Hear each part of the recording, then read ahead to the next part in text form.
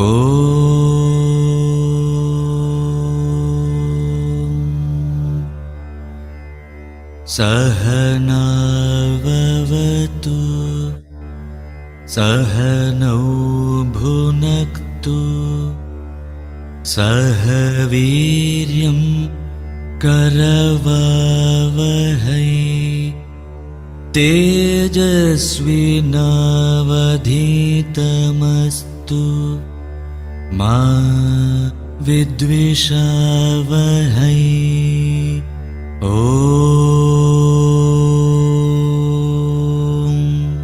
Shanti Shanti Shanti. Good evening, good morning. Welcome back to the Upanishads, Essence of the Upanishads session. We were discussing one of the most popular Upanishad, Kathopanishad. We had 2 sessions. In the first session, we talked about the introduction and we covered chapter 1 and Valli 1. And in the second session, we covered chapter 1, Valli 2.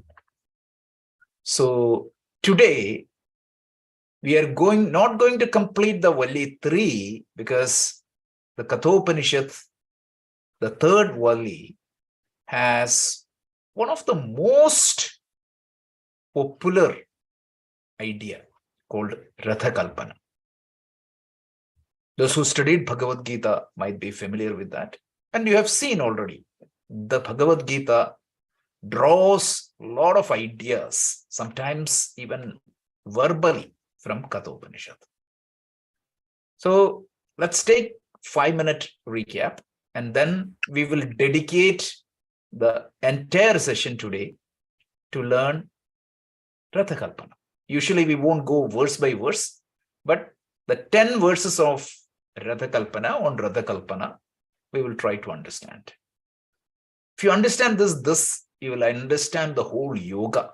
The essence of the yoga is covered in this Ratha Kalpana.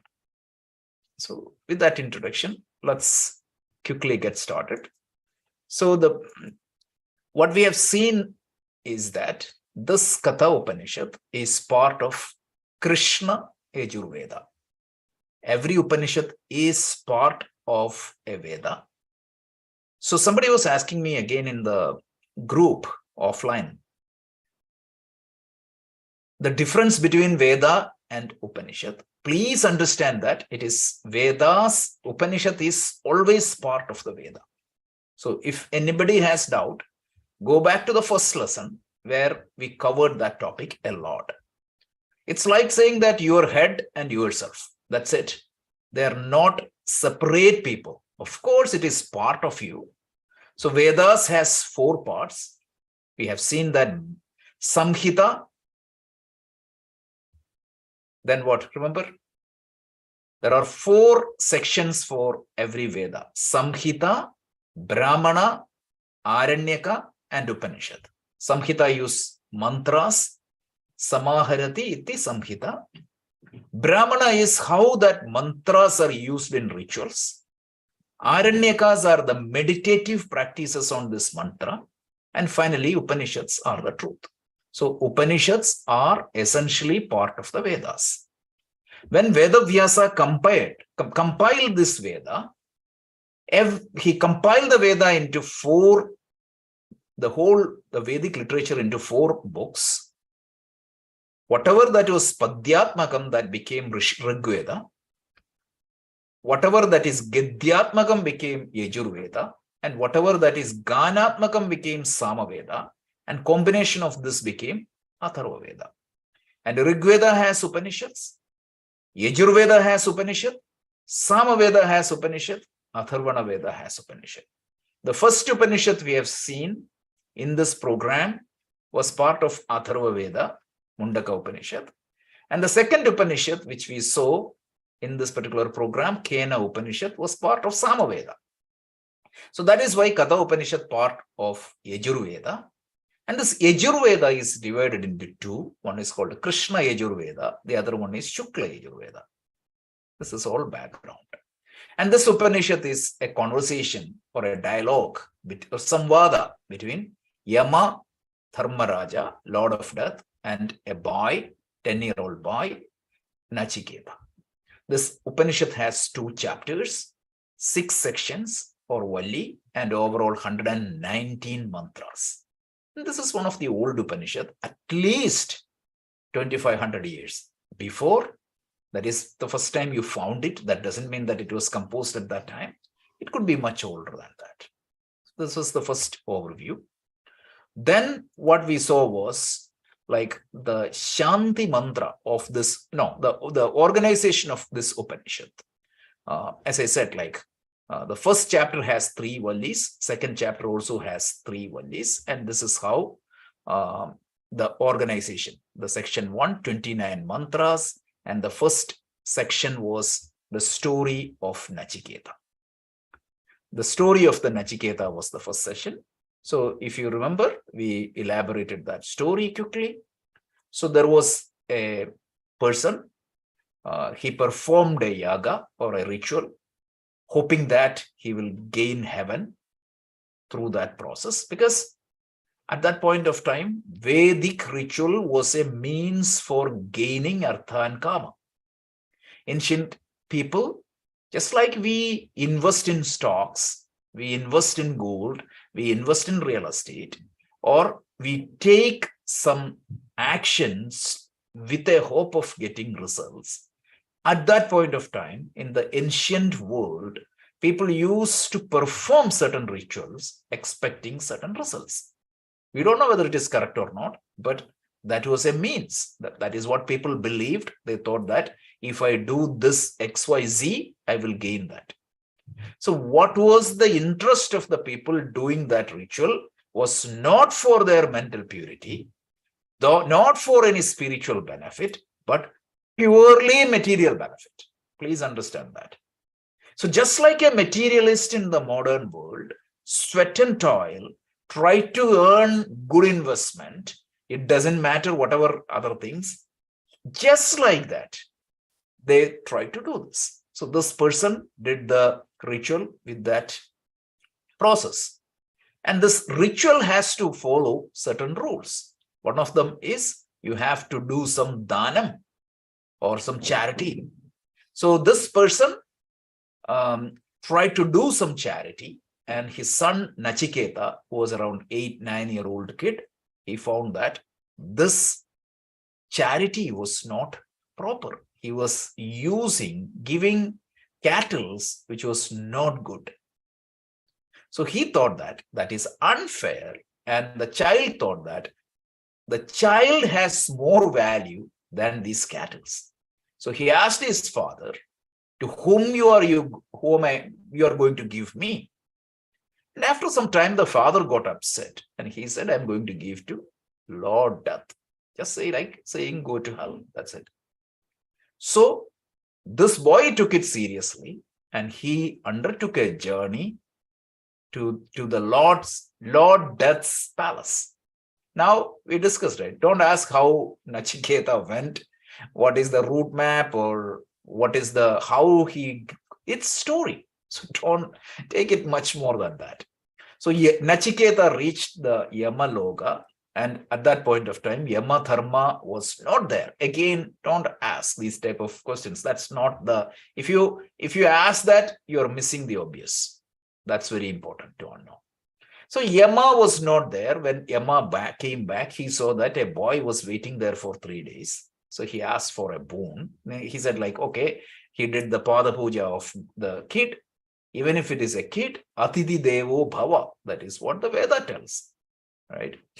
Matru Devo Bhava, Pitru Devo Bhava, Acharya Devo Bhava, Atidhi Devo Bhava. The guest is like a god. That is the culture we had. So Yama followed that culture and honored Nachiketas, and he asked for 3 boons.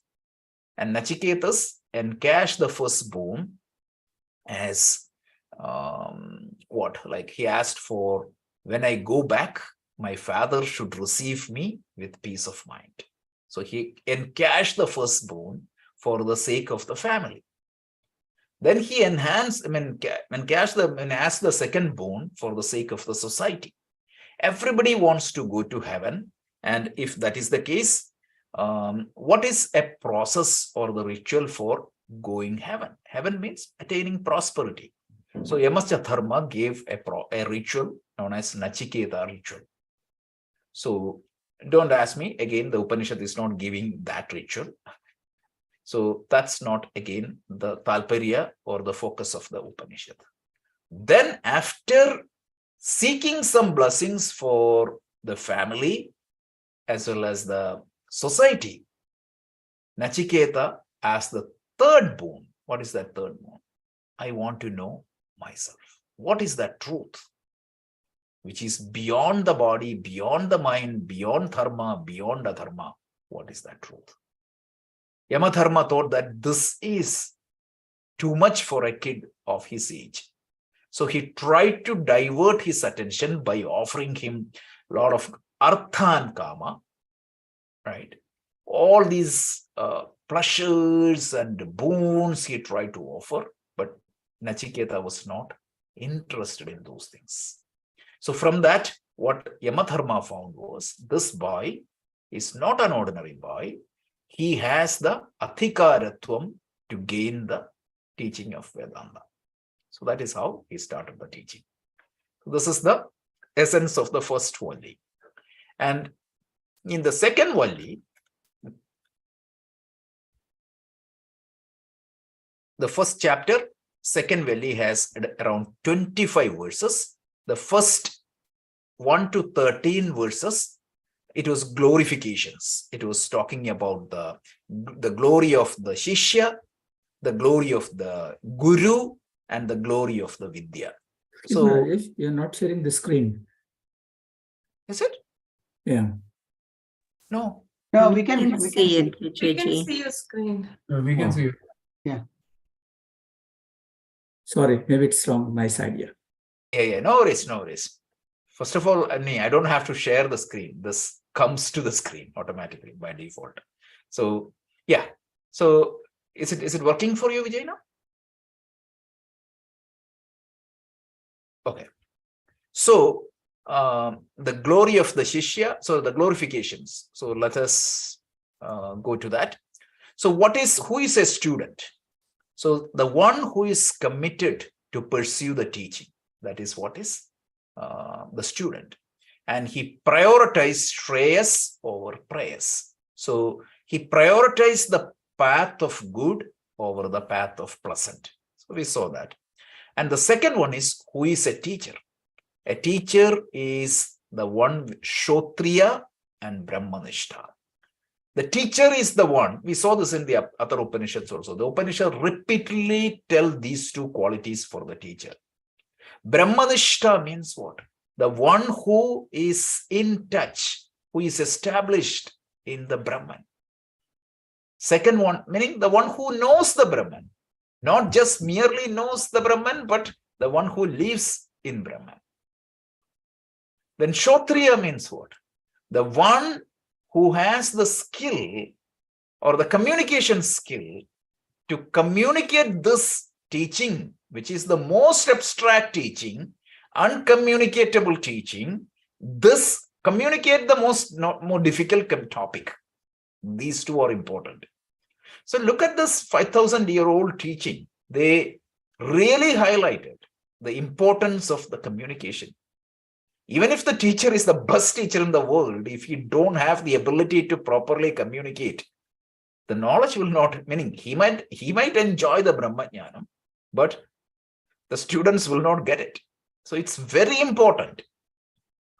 This is very important. So these two we saw. And then we talked about the glory of the teaching. The teaching itself is very important. We heard it is apaurushayam. It is beyond perception, beyond inference, and beyond the reach of any other knowledge, means of knowledge. Usually, you gain the knowledge either through perception or through inference. In the Vedanta, there are 6 means of knowledge they talk about. In yoga and all, we talked about 3, right? Pratyaksha, Anumana, and Agama. This is what the yoga talks. In this Pramana Vicharam itself is very big in Vedanta. Vedanta talk about the Pratyaksha, Anumana, Artha Bhakti, Anupalapti, Upamana, and Vedanta. That's the 6th topic. It doesn't matter. Whereas the Anumana, Upamana, Arthapati, Anupalapti, all these parts will come under the inference. So this is the usual means of knowledge, but the knowledge about the self cannot be gained by looking outside, because that is the knowledge about the itself, yourself. So just like an eye cannot directly see the eye, remember? Your own eye, which is the instrument used to perceive or see everything else in the world, cannot see that eye because it is the subject. So the only way for you to see your eye is look at a mirror. So this teaching will help to tune your mind and see the image of your own self in your mind. That's the only way. You cannot directly see it. The way, meaning the self cannot be directly experienced. If somebody says that I have self-experience, that is wrong, because the experiencer is the self. So that's very important to understand. Sometimes the word we use, the language we use, it can confuse us. You know that this is abstract concept, but if you think through this, it's not very difficult to understand. So this was the second Valli. And now let's go to the third Valli, which is what is the topic we want to cover today. So the third Valli has, in fact, there are 4 topics in the third Valli. The first topic is, it tells that the jiva, or the individual self in each one of us, the individual you, whether it is me or Arnab or Rohitji or Bala, whoever it is, each one of us, our life is like a journey. What is that? It is looking for a permanent home. There is an ultimate goal for every individual. Most of the people don't know that goal, but there is a goal. Every home you reach is temporary home right now. This life is a temporary life. What is that permanent home we need to go, or we need to seek?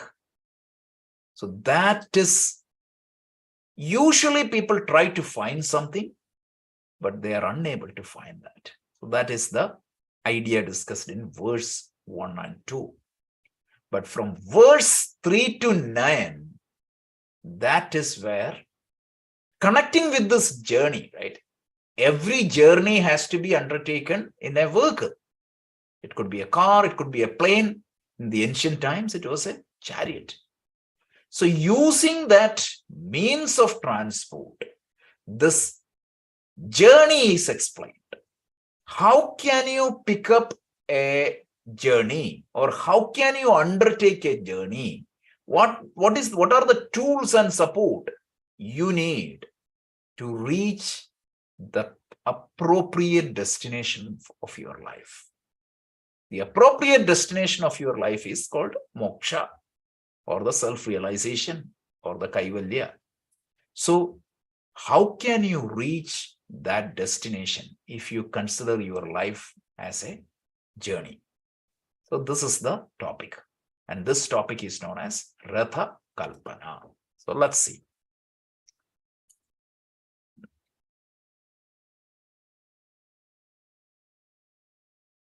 So there are 10 verses associated with Ratha Kalpana, which is in fact 3 to 9. Let's listen to this chanting if possible. So I have taken a chanting from a recording. It is not. Anu, if you can learn to chant this is fantastic. Every one of us should try to learn this, because this is that beautiful. I'll explain the meaning once we listen to the chanting. So let's try. Sure, Rajesh. Thank you. आत्मानं रथिनं विद्धि शरीरं रथमेव तु बुद्धिं तु सारथिं विद्धि मनः प्रग्रहमेव च।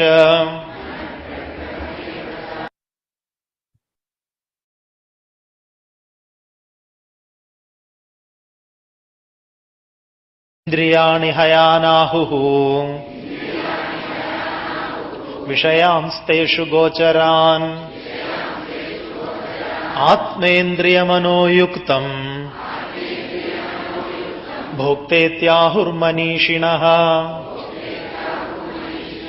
यस्तु अविज्ञानवान् भवति अयुक्तेन मनसा सदा तस्येन्द्रियाण्यवश्यानि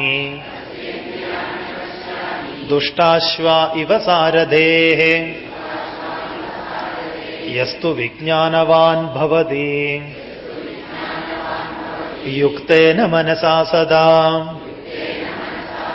तस्येन्द्रियाणि वश्यानि सदश्वा इव सारथेः यस्तु अविज्ञानवान् भवति अमनस्क सदाशुचि न स तत्पदमाप्नोति न स तत्पदमाप्नोति संसारं चाधिगच्छति यस्तु विज्ञानवान् भवति समनस्क सदाशुचिः सतु तत्पदमाप्नोति यस्मात् भूयो न जायते विज्ञान सारथिर्यस्तु मनः प्रग्रहवान् नरः सोऽध्वन पारमाप्नोति तद्विष्णो परमं पदम् इन्द्रियेभ्यः पराह्यर्था अर्थेभ्यश्च परं मनः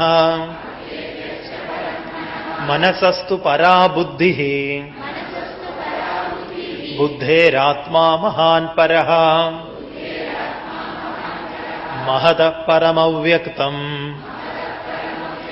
अव्यक्तात् पुरुषः परः पुरुषात् न परं किञ्चित् सा काष्ठा सा परागति इंद्रियाणि हयाना. So this is the chanting of Ratha Kalpana. Excellent verses. If you can learn these verses by heart, it's really good. So let's try to understand the meaning. So the first point, right? Atmanam rathinam viddhi, shariram ratha eva chato, buddhim cha sarathim viddhim, mana pragraha eva chaha. So your human body, mind, intellect, and the jiva is considered like a chariot. Just visualize that. This is what is borrowed in the Bhagavad Gita. So whenever you look at the Bhagavad Gita, one thing you might be noticed, how many horses are there in the Bhagavad Gita? Meaning Krishna's chariot. 5. Practically, if you have 5 horses, it's not possible to manage it. So that itself shows that this is a symbolic representation from the Kathopanishad. So the whole idea is your body.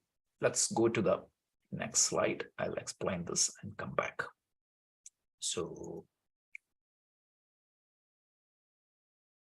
this is what it is. So this is the idea. So your body is like a chariot. So your physical body is the chariot. The 5 horses of the body are the 5 sense organs. So the vision, the sense of touch, the sense of smell, everything are the 5 horses. Your intellect is the Sarathi. Atmanam Rathinam Vitti. Know that the person who, the traveler, is the Jiva, individual. Jivatma. Not the Paramatma, but the Jivatma. The Jivatma is the individual. So in the case of this example, Arjuna is the Jiva. The charioteer, guided by the spiritual wisdom, is Krishna.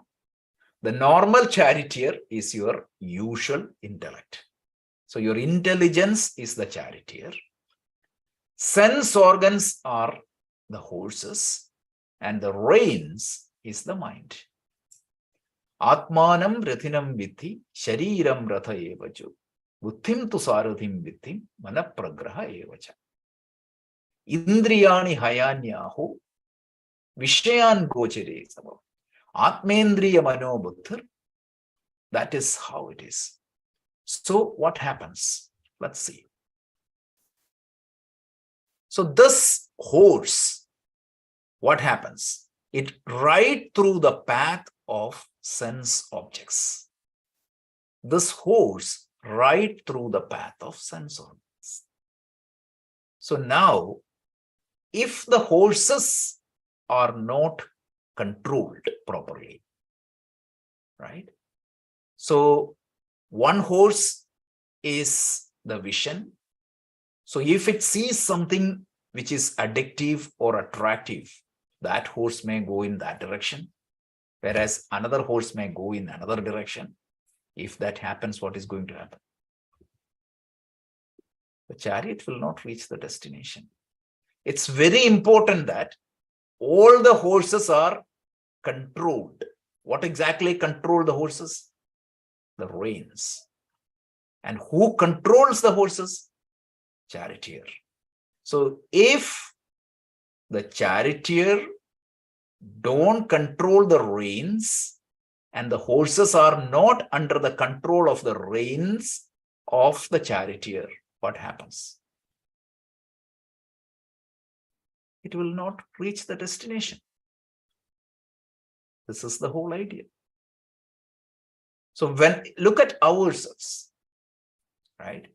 We as an individual has a destination. What is that destination? We wanted to reach. If it is the spiritual destination, this can be applied to both spiritual and the material world. If it is spiritual destiny, meaning goal, you wanted to reach moksha. So what happens? You have undertaken a journey that is confined to karma yoga, upasana yoga, jnana yoga. So I need to select a path which leads me to this destination.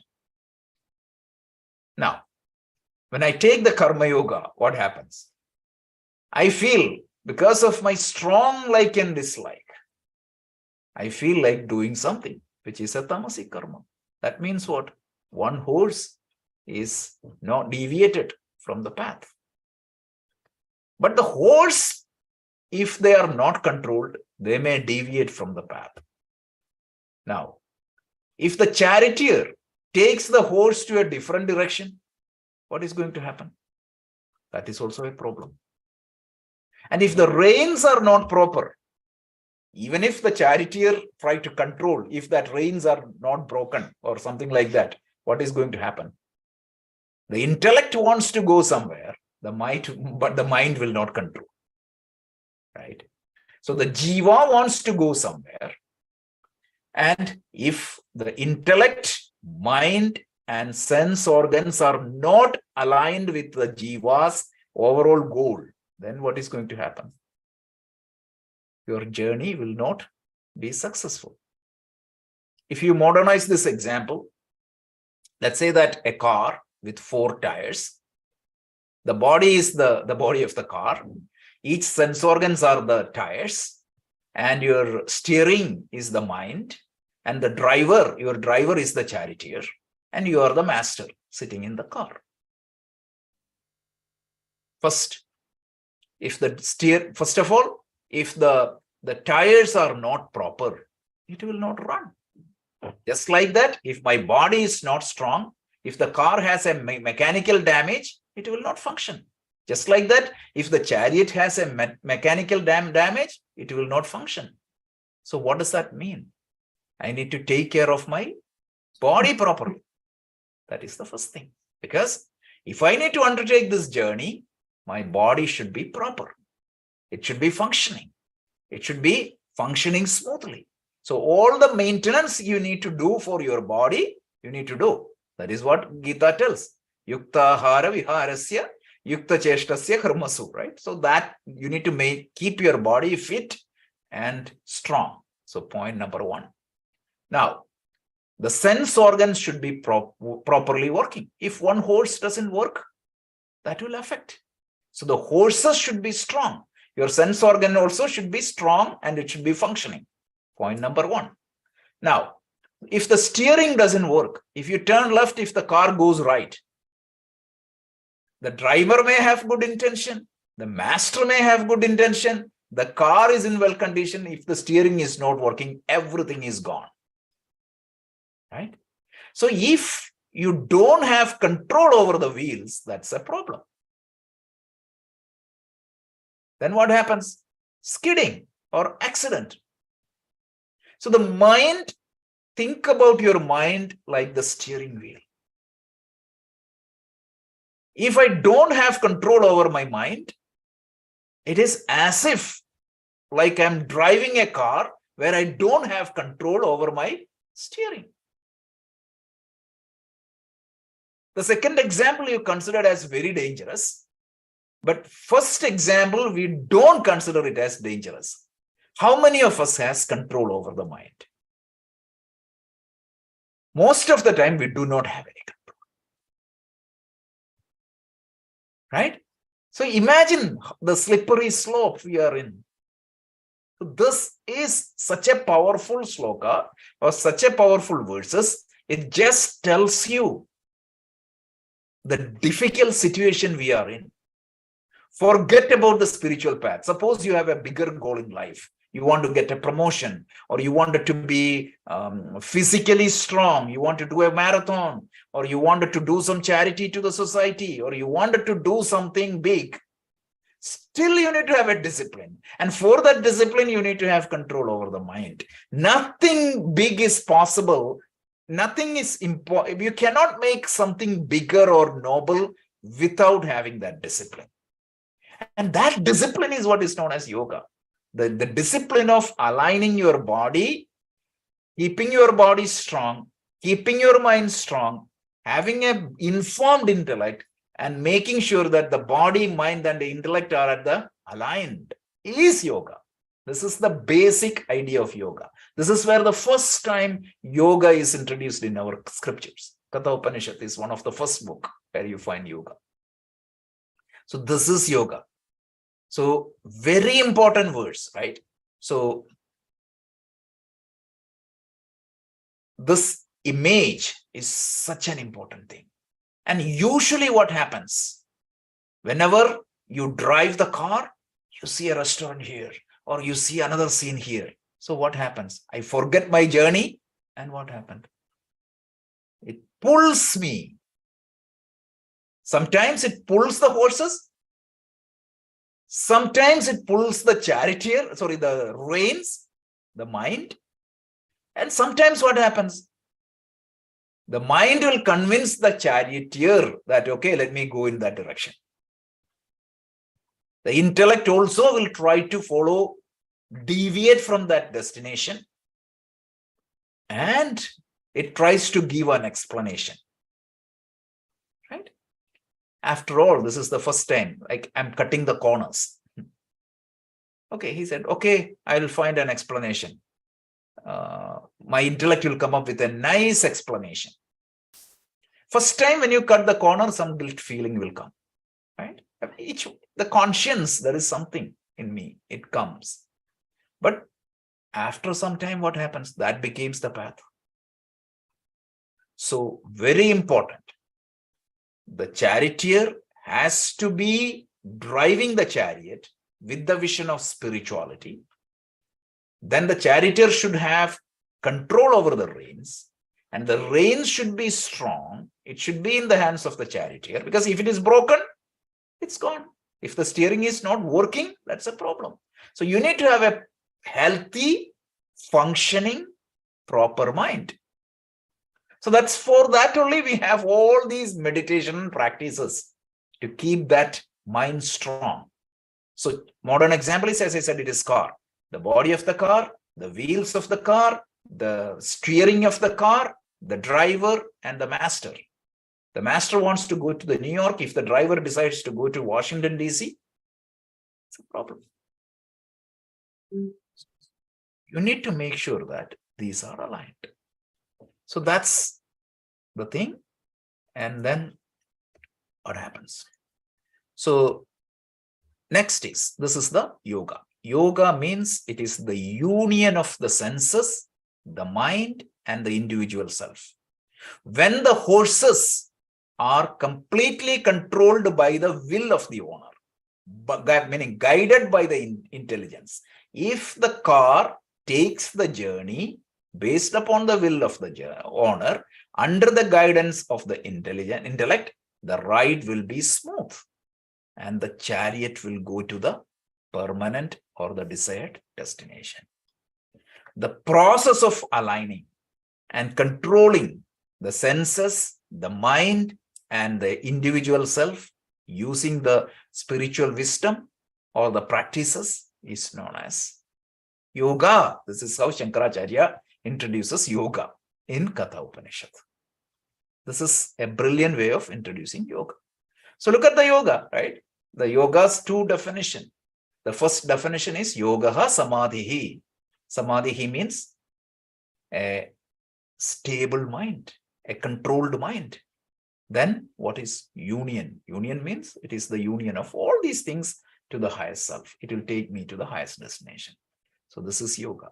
So the individual self is driven by, his journey is undertaken by who? See, even if I want to go, it is my driver who is driving me to the destination. So what type of intellect I should have? An intellect guided by the spiritual values provided by the scriptures or the master's teaching. So whatever we study through the Veda or any other scriptures, Upanishads or Bhagavad Gita or any other scripture for that matter, when my intellect functions using the values provided by, using the vision provided by, through the path laid out, because I would say, I would enhance this Swami Sarvapriyananda. I was discussing this topic with him. He gave another beautiful addendum to this example. He said, the scriptures are the GPS of the driver. Right? The driver is driving the car.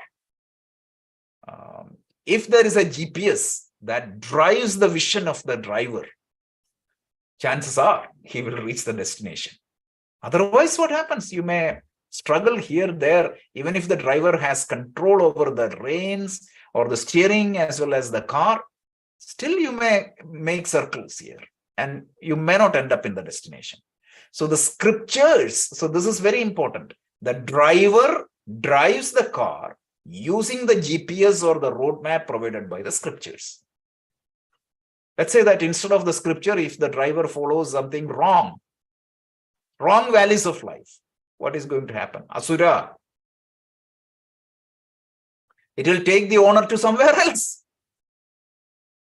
So this is the brilliant Ratha Kalpana. More, let's see the more next part. So then he tells, Yastu Vijnanavan Bhavati, right? So I'll explain, right? When Yastu Avijnanavan Bhavati, when we are deluded, meaning confused intellect or the intellect with wrong value, uncontrolled mind, the union of the mind, senses, and the self get destroyed. And what is going to happen? The sense organs and the mind work without respecting the control from the intellect or the self.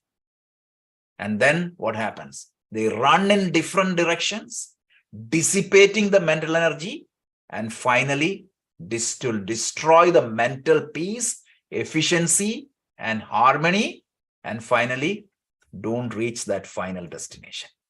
This is one scenario. There are two scenarios. One scenario means Okay, when, then I'll go to documentation. sorry.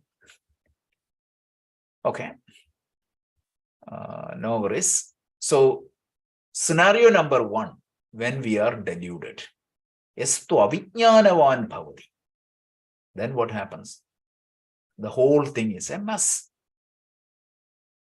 If your life do not have any discipline, if your life is not driven or governed by the values, it need not be the scriptural value alone, the value of dharma. If my life is not governed by the dharma, if my life is not controlled, or if the life is not lived, not under the guidance of dharma, if my life is lived under the likes of my likes and dislikes, what happens? This harmony is broken, and I will not reach the final destination. Not only I will not reach the final destination, Shankaracharya tells your journey itself is a problem. Such people, every day they live with stress, anxiety, worry. Whatever life they live, they think that they are acquiring something big, they are acquiring something noble, but their life is going to be a struggle, because the whole, meaning in this particular example, the horses goes in different direction, and what happens? The rain, everything, the whole journey, meaning it will go from here, there, everywhere. Bhagavad Gita talks about, this is the psychology of the Bhagavad Gita. Bhagavad Gita tells what?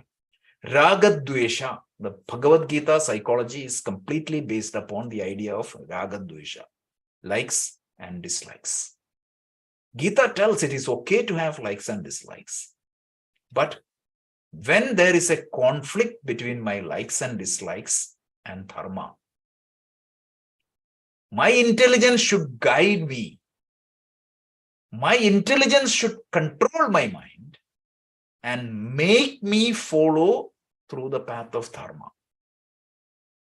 So, in this particular example, when the cars get at a particular point of time, I see two paths. One path looks excellent, very awesome, pleasant path. Another path, it's the path of good, but that doesn't have that much attraction for my mind. So that means, a simple example. I'm going to a restaurant. So when I see the menu, there is a path of good and there is a path of pleasant. I know. It's not that I don't know. Eating this will create problem for me. But what happens? The mind will tell, okay, take it. The intelligence will recommend that to the person, and you take the path of pleasant. So Gita and the Upanishad tells, or through the Rathakalpana, what is taught to us is, whenever there is a conflict between likes and dislikes and dharma, you should have the wisdom, you should have the courage, and you should have the strength to follow the dharma. Not by suppression, because I know that this is what is beneficial for me. When I know that, I can follow the path of dharma, and that will lead me to the correct destination. So let's see the next slide. So the next one is, when we have clarity, what happens? Estu vijnanavan bhavati. The first one was estu avijnanavan bhavati. So when we have clarity, we have a focused intellect, controlled mind, clarity of the mind, and we say that there is a union, or there is an alignment between the master, the driver, the steering, and the wheels, and the car will run very smoothly. So this will, the mind and the intellect will work under the control of the individual, and you will reach the destination. This is very important. And this is what is yoga, and this is what is advised in the Upanishad through the Rathakalpana. So finally, what is going to happen? When we have clarity, the intelligence guided by the spiritual wisdom, the charioteer, uses the mind to control the sense organs and will have the strength to take us to the path of good, and the life becomes meaningful, and eventually we will reach the ultimate destination of our life. So this is the lifestyle we are advised to follow, and this is the path we are advised to follow. This is the famous Ratha Kalpana, and then one more slide I will show. So these are the three stages. Stage one, what happened? Our current state. The mind is not pure, it is turbulent, and it is uncontrolled. That means what? The charioteer do not have control, or the driver do not have control over the wheels. If you reach the destination, it is a miracle. And if you don't have an accident, that itself is a big thing. That is the current state. And the second state, you are practicing yoga. So you have a pure, calm, controlled mind. That means the charioteer will have control over the steering, and you are on the right path. And finally, what happens? The chariot has reached the destination. You knew yourself. That is the final stage. So step one of the yoga is the Karma Yoga and Upasana Yoga. It is going to give the purity and stability of the mind. And step two is Jnana Yoga. It will take you to the final destination. So this is the beautiful Ratha Kalpana. Let's listen to the chanting one more time. This is such a beautiful portion of the Kathopanishad. Meaning I tried to cover 10 verses in one session quickly, but this is really beautiful. So let's listen to one more time. Atmanam radhinam vidhi Shariram radhamevatu Buddhim tu saradhim vidhi Manah pragrahamevacha.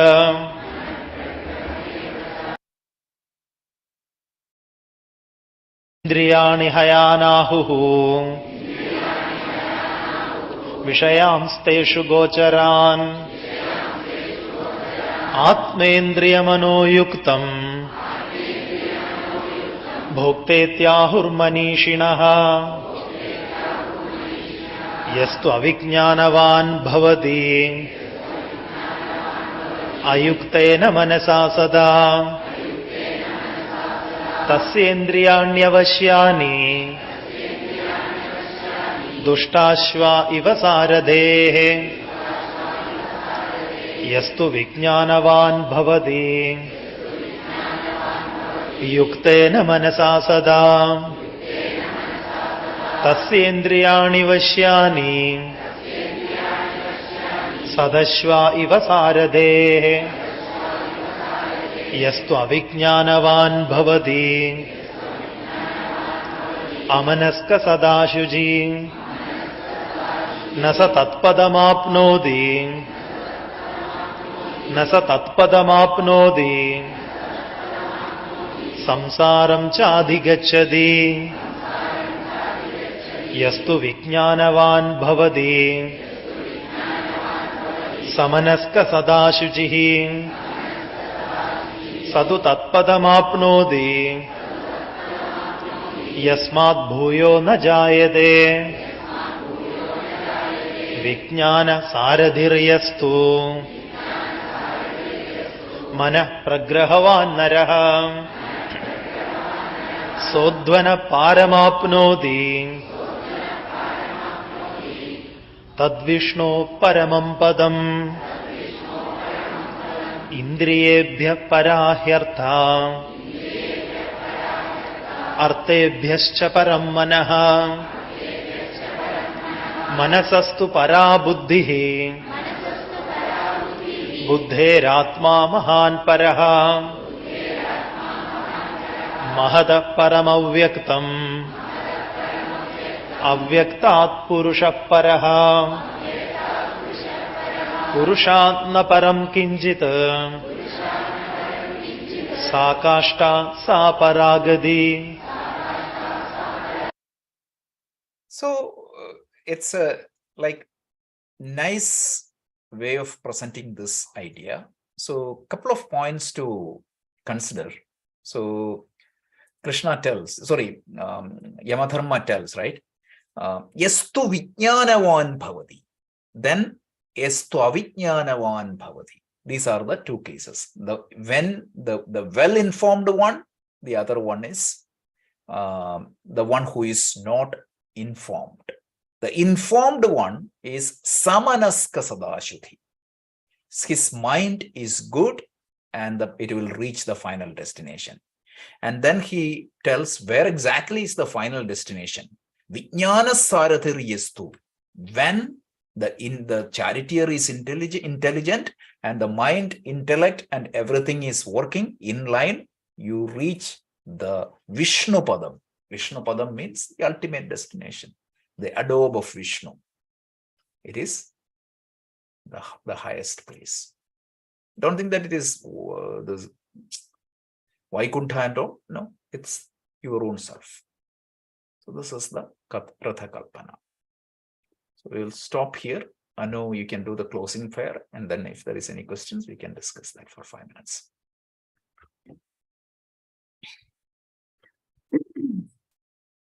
Om Purnamadah Purnamidam Purnat Purnamudachyate Purnasya Purnamadaya Purnameva Vashishyate. Om Shanti Shanti Shanti. Harihi Om. Shri Guru